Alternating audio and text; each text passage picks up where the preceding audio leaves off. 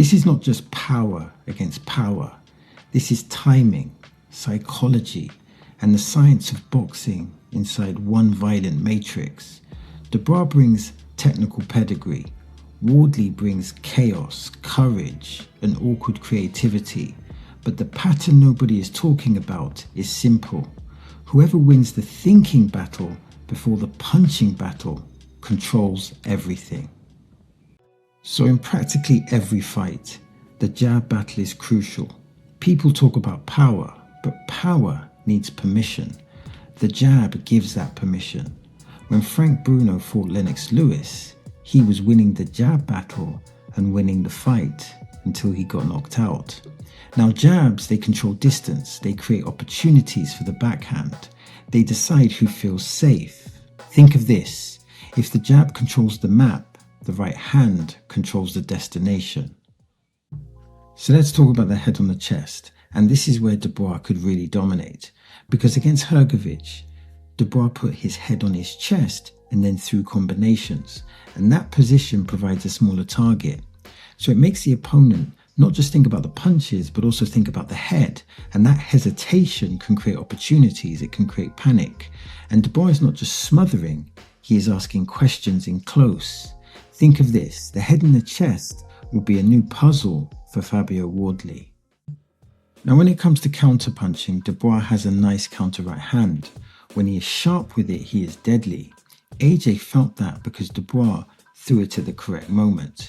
Now Fabio, he counters differently. He can walk you into the right hand, like Justice Honey learned. That is timing hidden inside pressure. The right hand counter, when used effectively, negates the backhand. Think of this, every attack carries the seed of its own punishment. So let's talk about the trainers. And both boxers, they have good trainers. Interestingly, these trainers, I believe, have had conflict before. And it's important to remember that corners matter, or that's what I believe. Both boxers will be in shape, and I think Fabio's team may be more science-based, but that is an assumption, and that assumption may be wrong. With regards to Ben Davidson, Fabio Wardley's trainer, I rate him highly, and he has a technical approach, and I believe that technical approach could be a significant or could have a significant impact. Now when we talk about Dubois, or we talk about the Dubois context, Dubois' father, he plays a big role.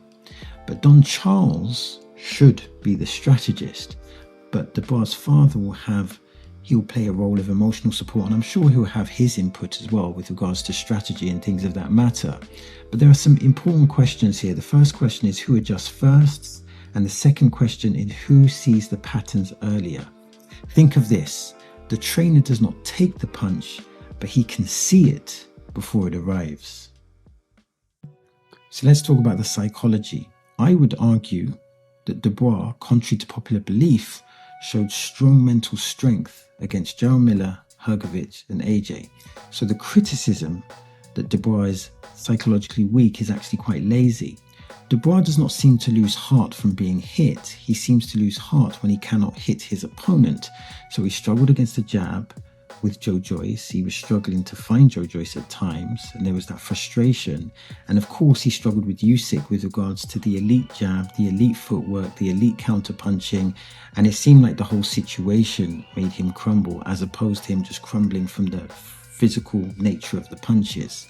So he's not psychologically weak, but he can be psychologically affected if things are not going his way. And I think that there's a subtle difference there. But he has shown that he has mental strength. Now, Fabio has tremendous heart and courage. He will keep trying, even if he is losing every round. That's what history tells us. So can Dubois stay patient if Fabio survives early, assuming he catches Fabio early? And here's another question. Can Fabio keep belief if the jab and the backhand keeps touching him? Think of this. A fighter does not only break from pain, he can break from unanswered questions.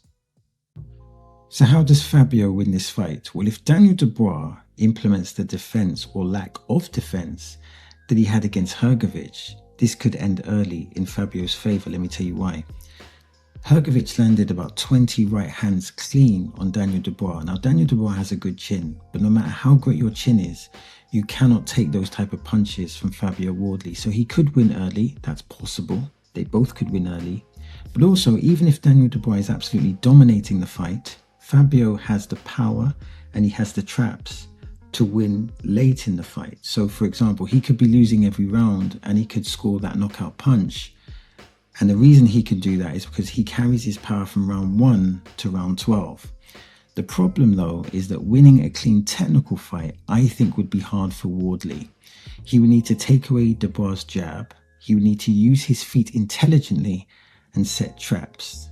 And I think this would be the hardest way for Fabio Wardley to win the jab battle. It has been done. Joe Joyce did do it, and that was surprising. But I think if it becomes a battle of the jabs or a technical affair, I think Daniel Dubois has an edge. Can he make Dubois reset? Can he turn order into disorder? Think of this. Fabio has the power and the accuracy to win the fight early or late. So how can Dubois win this fight?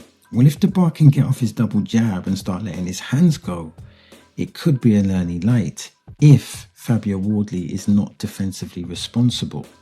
Dubois could win the battle behind the double jab, utilizing the feint effectively. So I think he might have an advantage in the jab area. On the inside, Dubois can also cause damage, but he has to catch the counters. So he has to be able to, put the head in the chest, catch the counters, and he needs to fight intelligently on the inside. Now, like I said, the head on the chest, as I've spoke about earlier, that presents a new problem for Fabio Wardley. Punching explosively out of the clinch could yield results. Does Fabio defend after throwing? Does Dubois trust his own genius under fire? I think Dubois has a greater chance of winning a more technical fight. And he could win early, he could win late, but he also has the option of winning a technical fight because Dubois does have some good technical skills and good counterpunching ability. Think of this, the punch you do not see is dangerous, but the pattern you do not solve is worse. So let's talk about the variables. We do not know who has had the better camp. We simply do not know. We do not know who's had the better sparring partners. We do not know if there are any injuries, whether minor or major. Daniel Dubois probably has some ring rust, and that may be crucial. They have sparred before, so Daniel Dubois has sparred Fabio Wardley before, so any fear factor is probably unlikely. Dubois has world-class pedigree, and Fabio is a world champion. Camps, what do? Well, a good camp creates confidence. Injuries create doubts. There's a few questions here. Who is fresher? Who is fresher? Who has hidden the better weapon? Think of this. The fight begins at the bell, but the result may have been built weeks earlier. This could be a 50-50 fight. It really could be a 50-50 fight. I mean, both boxers, if you look at both boxers objectively, they both have good resumes. They both have credibility. Both have high-level punch power. Dubois may be the more proven force, maybe, but Fabio may be the more uncomfortable problem.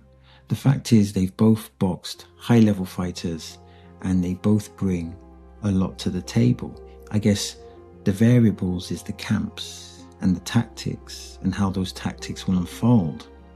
But in a sense, this is why the fight matters. It is not just about who hits harder. It is about who makes the other man think wrong or think in the wrong way. The matrix, or the boxing matrix, is the distance, it's the rhythm, it's the fear, it's the counters, it's the belief, it's the ring IQ. Think of this, every man is dangerous before the bell, but every man is mortal once the pattern is found. And like I said, this is a great fight. Perhaps it's a 50-50 fight, but this fight has the potential to be absolutely explosive. I think the counterpunching battle or the counterpunching windows are going to be essential. I think the jab battle is going to be essential. I think if Daniel Dubois brings the head to the chest technique, which he brought against Hrgović, that could be an interesting puzzle to solve. The approach by both boxers psychologically will reveal a lot. with regards to their confidence, with regards to their demeanor, and how their confidence, it's not just how you begin a fight or how confident you are before a fight. It's about how confident you are from round 1 to round 2 to round 3 to round 4, etc. And what will also be interesting and revealing is the tactics that both boxers implement and whether they can implement them successfully. So that's the end of the video. Now I am trying to build a digital boxing community. That means I'm interested in your comments, your questions, and your observations. Now, if you want to support the channel, all you have to do is like and subscribe. And if you want to watch more content, then simply click here or click here. As always, thanks for your time. It is much, much appreciated.